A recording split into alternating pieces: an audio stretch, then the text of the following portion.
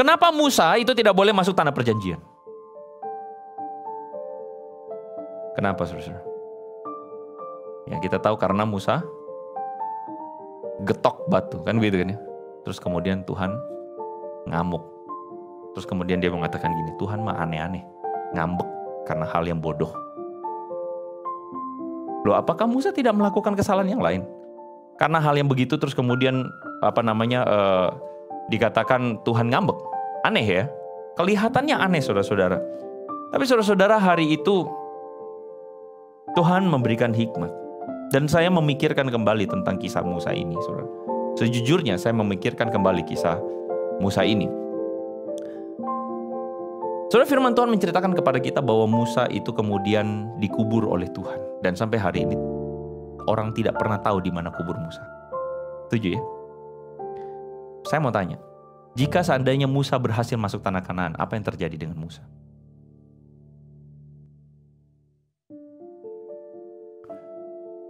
Tidak akan ada lagi tokoh yang bisa seperti dia.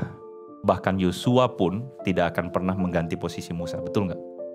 Jika betul-betul Musa masuk tanah Kanaan, maka tidak akan lagi ada Yosua. Dan Yosua cuma jadi figuran. Jika Musa masuk tanah Kanaan, saudara-saudara, semua orang mengeluh-elukan Musa. Jika Musa punya kuburnya, semua orang datang menyembah di kuburan Musa, saya rasa. Saudara itu setuju dengan saya? Karena Musa terlalu besar pengaruhnya. Tetapi kenapa Musa tidak boleh masuk tanah perjanjian? Supaya orang tidak perlu dan tidak perlu terjadi seperti itu. Menurut saya, bukan Tuhan gak adil. Menurut saya, Tuhan tuh sayang sama Musa. Karena Tuhan sayang, Musa tidak usah jatuh dalam pencobaan yang kayak begitu. Saudara, saya ngomong ini dengan terharu. Karena menurut saya, karena Tuhan sayang. Tuhan itu kadang-kadang tidak perlu membawa kita dalam pencobaan yang kayak gitu. Ada orang yang protes, Tuhan kenapa masalah terjadi? Tuhan kenapa saya mesti ngalamin begini? Kenapa saya mesti hancur dan sebagainya? Ada orang protes. Dan saya pikir mungkin juga kalau kita jadi Musa kita protes, Tuhan kenapa saya gak boleh masuk tanah perjanjian? Tuhan kan bukankah saya sudah berjasa membawa orang Israel keluar dari tanah Mesir? Tuhan saya sudah begini. Tuhan kenapa saya gak boleh?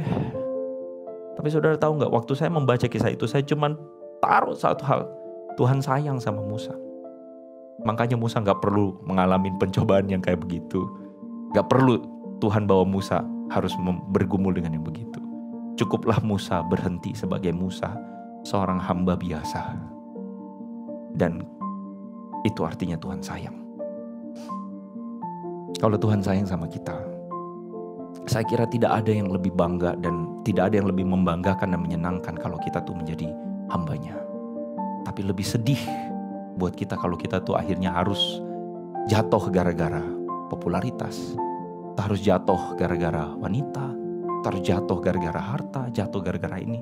Sadar gak Tuhan tuh sayang sama kita? Dan kadang-kadang justru Tuhan sayang dengan tidak memberikan sesuatu kepada kita. Karena kalau kita dikasih sesuatu, Amsal mengatakan, jangan kasih aku kekayaan Tuhan. Karena aku akan berkata, siapa Tuhan itu?